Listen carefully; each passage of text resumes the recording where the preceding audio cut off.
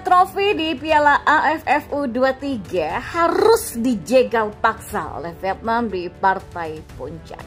Ya, laga final berlangsung di GBK dimenangkan oleh Parang Nguyen dengan 1 gol tanpa balas. Ini menjadi hat-trick juara Piala AFF 3 kali berturut-turut bagi Vietnam. Namun yang bikin kemenangan Vietnam ternodai adalah kelakuan pemain hingga pelatihnya yang ikutan main curang tanpa sportivitas. Ya, kemenangan jelas harga mati. Namun seakan mereka rela melakukan apapun demi itu walaupun hal tersebut tidak respect dalam dunia sepak bola. Termasuk sang pelatih Kim Sang-sik yang ikut bermain dari luar lapangan. Di satu sisi skuad Garuda Muda asuhan Gerald Vandenberg memang masih banyak PR. Masih butuh penyegaran lebih kalau ingin bersaing di level yang lebih tinggi. Makanya penambahan pemain seperti Mauro Zistra yang juga sudah dikonfirmasi akan sangat dinantikan. Sementara itu legenda wasit dunia Pierluigi Collina juga ikut mengomentari pertandingan final Piala AFF U23 2025 dan menjadi sorotan utama pada sang wasit asal Jepang. Dan diketahui dia sudah mulai memperhatikan situasi. So inilah berbagai cerita di balik kekalahan Garuda di partai final Piala AFF U23 2025. Ya, final Piala AFF U23 2025 yang mempertemukan dua kekuatan muda Asia Tenggara, Indonesia dan Vietnam memang sudah selesai. Skor akhir dengan 0-1 untuk Vietnam, namun angka di papan skor tersebut tak sanggup menjelaskan semua cerita yang terjadi malam itu. Karena apa yang benar-benar terjadi di atas rumput hijau Gelora Bung Karno jauh lebih dalam daripada sekedar sepak bola. Ya, sejak peluit dibunyikan, kita seolah tidak sedang menyaksikan laga final, tapi sebuah pertunjukan drama sinetron versi di dalam stadion. Vietnam datang dengan strategi, bukan cuma taktik di atas papan, tapi juga naskah yang sudah disiapkan. Mereka tidak hanya bermain bola, tapi juga memainkan emosi. Dan sayangnya, emosi itu sukses mereka arahkan langsung ke dada para punggawa Garuda Muda. Terbukti laga baru berjalan beberapa menit saja, tapi kursi penonton sudah dibuat mengeluh. Setiap kali Indonesia membangun serangan, selalu ada yang menghalangi. Pemain Vietnam yang tiba-tiba tersungkur tanpa kontak berarti, tanpa benturan serius. Tiba-tiba saja ada yang terkapar, meringis, menggeliat, berharap VAR menyorot mereka seperti kamera sinetron mencari close-up aktor utama. Ya, penonton bergemuruh, warganet bergemuruh lebih keras. Kalimat Viet drama mendadak viral. Dan sialnya, skema Mang Uyen ini berhasil. Pemain-pemain Garuda Muda yang sebagian masih muda darahnya mudah tersulut. Emosi mereka terpancing, ritme permainan menjadi kacau.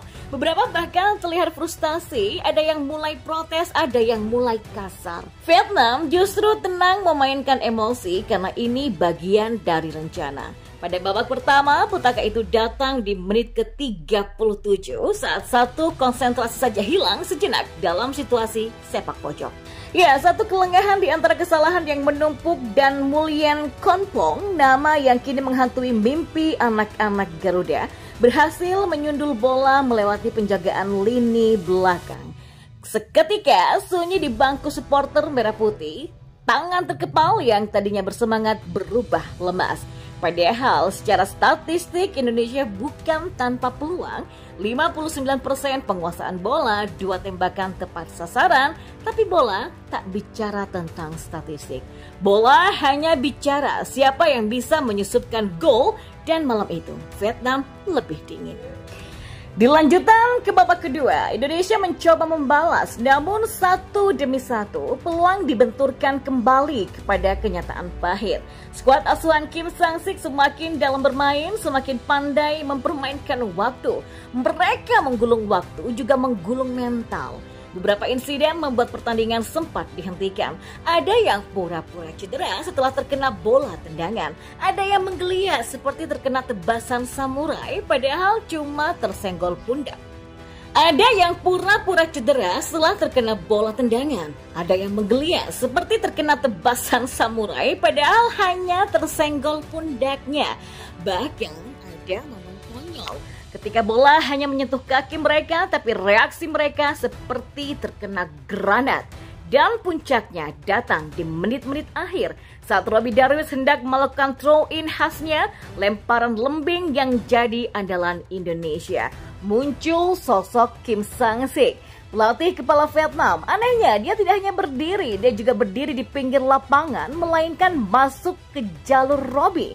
Seakan-akan lupa bahwa dia bukan bagian dari permainan. Nah, apakah itu kelalaian atau bagian dari skenario besar? Banyak yang percaya itu disengaja karena momen lemparan Robby adalah salah satu senjata paling berbahaya Indonesia. Mengganggu momen itu adalah sabotase tersembunyi. Wasit melihatnya tapi hanya mengeluarkan kartu kuning, sedangkan di bench Indonesia emosi sudah tidak terbendung. Salah satu asisten pelatih Vanderburg bahkan harus diusir keluar karena adu mulut dengan official Vietnam. Dan yang lebih menyita perhatian adalah kemarahan pelatih Gerald Vanderburg terhadap tindakan tidak sportif pelatih Vietnam Kim Sang-sik. Ya, di menit-menit akhir pertandingan drama semakin memuncak dan peluit panjang seolah menjadi tirai penutup dari pertunjukan yang disutradarai dengan cerdik oleh Kim Sang-sik. Sementara itu, dunia sepak bola Asia Tenggara diguncang oleh pernyataan mengejutkan dari ketua wasit FIFA yaitu Pierluigi Collina. Ya, pernyataan keras ketua wasit FIFA yaitu Pierluigi Collina tersebut menjadi headline utama media-media olahraga dunia.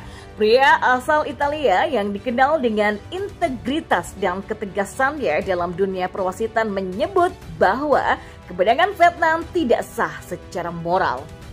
Saya menyaksikan sendiri seluruh jalannya pertandingan final antara Indonesia dan Vietnam. Dan iya, saya sangat kecewa. Menurut saya pribadi, kemenangan Vietnam U23 tidak sah.